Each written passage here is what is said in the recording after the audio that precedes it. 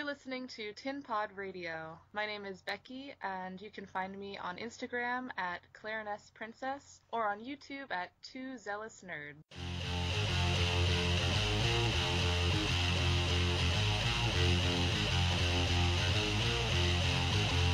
Please don't fear me, because I know what I want.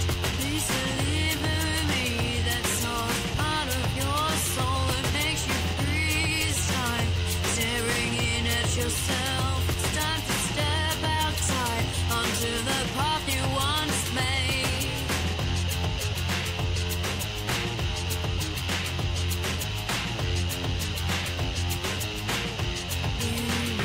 Let me hear you so I can find all your tears. I can mend you so you can function again. I was where you are in oblivion.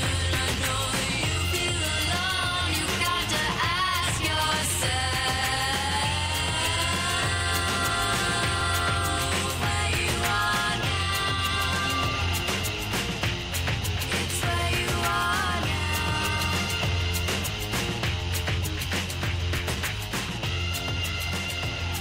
It's where you are now.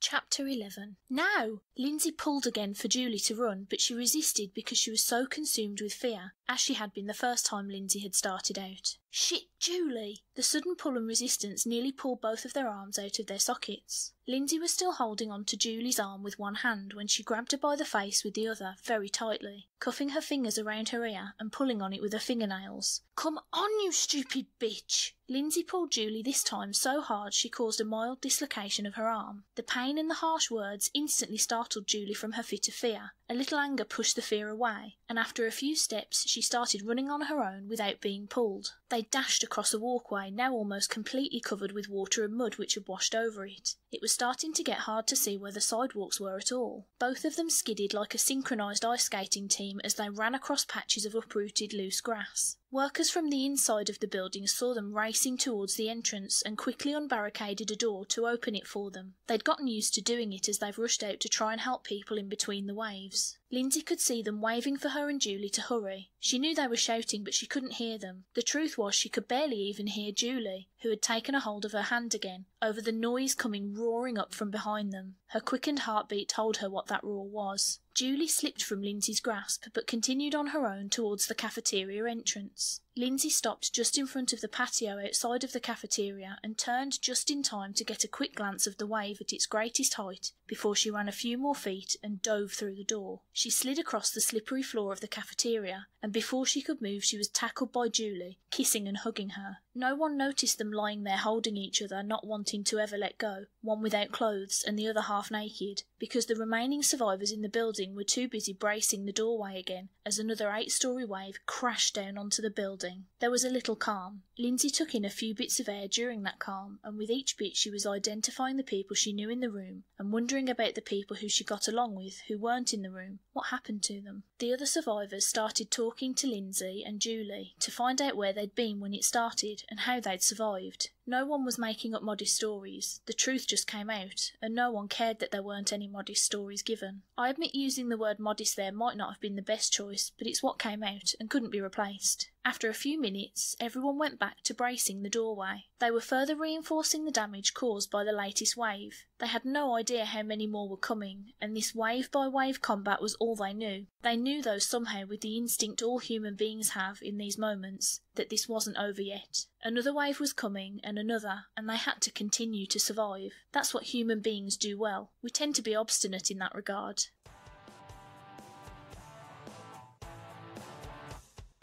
Shortlisted, the podcast where the hosts take a top 10 list off the internet, because there are a few, and talk about them for an hour. They set the clock and talk for an hour if the equipment cooperates, and then they shut up whether they've made it through the list or not. They're not racing against time, they're just shortlisting their big mouths.